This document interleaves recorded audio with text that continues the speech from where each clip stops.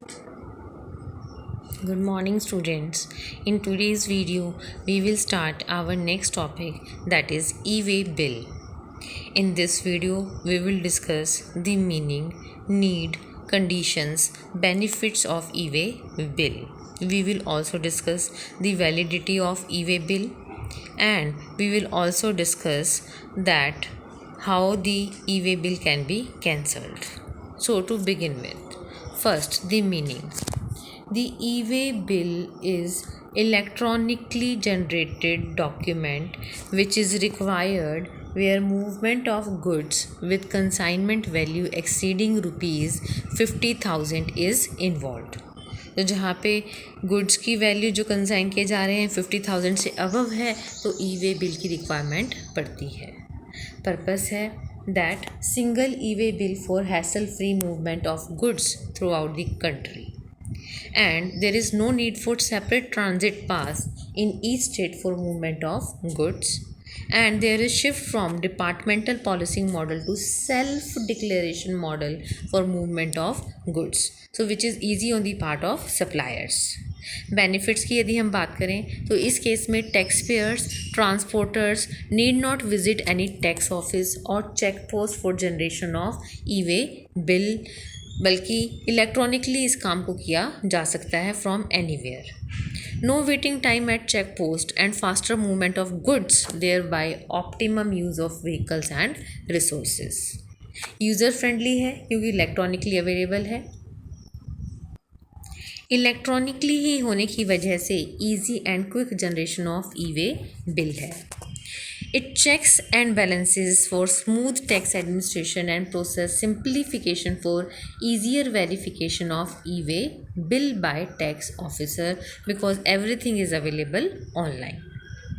Features की हम बात करें ई वे बिल पोर्टल की तो इसमें users can create masters of his customers suppliers and products for easy generation of e way bill. Users can monitor e-way bills generated on his account or behalf. Multiple modes for e-way bill generation for ease of use. User can create sub-users and roles on portal for generation of e-way bills. Similarly, alerts may be sent via mail and SMS. Vehicle number can be entered either by supplier और recipient of goods, जो भी कोई ई way bill को generate करता है. QR code भी print किया जाता है जिससे कि डिटेल्स को ईजिली देखा जा सके. And consolidated e way bill can be generated for vehicle carrying multiple consignments. So these are the objectives, benefits and features of e way bill, जो कि इन अ नटशेल ये बात कहते हैं कि क्योंकि ये इलेक्ट्रॉनिकली जनरेटेड डॉक्यूमेंट है जो कि इन ट्रांजिट यदि गुड्स 50,000 वैल्यू से ज़्यादा हैं तो जनरेट करना ज़रूरी होता है. कहीं से भी जनरेट किया जा सकता है, यूज़र फ्रेंडली है, क्विक है, फास्टर है, ट्रांसपेरेंट सिस्टम है. Next, we are looking at an example that e-way bill is required in case, first of all we are looking at the intra-state supply कि पंजाब की ही फैक्ट्री से पंजाब की ही shop पे transfer हो रहा है तो ई-वे बिल की रिक्वायरमेंट होगी only when if value of goods is more than ₹50,000. However यदि ये इंटर स्टेट सप्लाई है, लेट अस से पंजाब से सप्लाई हिमाचल प्रदेश में हो रही है, then there is no minimum limit on value of goods. E way bill has to be compulsorily generated. Next, we are looking at the validity of e-way bill. It depends upon the distance traveled. If the distance traveled is less than 100 kilometers, the validity is for 1 day. Similarly, if it is 100 to 300 kilometers, validity is for 3 days. 300 से 500 kilometres के case में 5 days रहेगा. 500 kilometre से 1000 kilometres के case में 10 days तक validity है. And 10,000 kilometres above cases में validity of e way bill is 15 days. Next, we are looking at information to be furnished prior to commencement of movement of goods and generation of e-way bills. इसमें conditions की बात करें तो every registered person is required for this movement of goods and where consignment value of rupees greater than rupees 50,000. Scenario की बात करें तो इसमें it is in relation to a supply for reasons other than supply and due to inward supply from an unregistered person. So basically this is required for the movement of goods. Next we are looking at e way bill number, जिसे हम EBNB बोलते हैं short form में. जैसे ही ई way bill generate किया जाता है on the common portal, एक unique e way bill number जिसे हम EBN बोलते हैं is made available to the supplier, the recipient and the transporter on the common portal. इन पार्टीज़ को अवेलेबल कराया जाता है क्योंकि इन्हीं को ये डिस्प्ले करना होता है, शो करना होता है. सो कैसे ये वर्क करता है? Categorising people falling under e way bill scheme.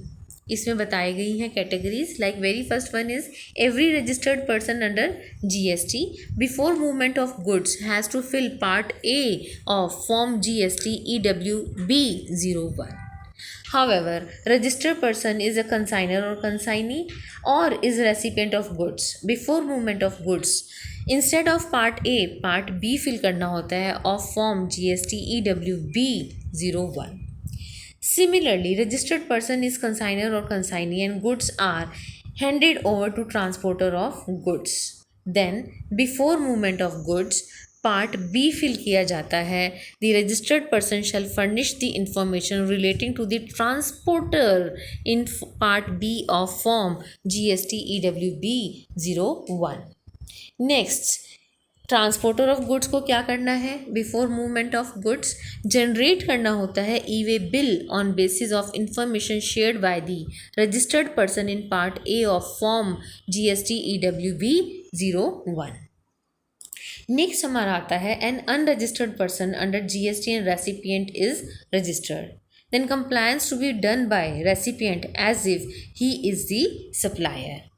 To possibilities are there, 1 and 2. First हम देख रहे हैं, if the goods are transported for a distance of 10 kilometres और less within the same state, union territory, from the place of business of the consignor to the place of business of the transporter for further transportation, the supplier or the transporter may not furnish the details of conveyance in part B of form GST EWB 01.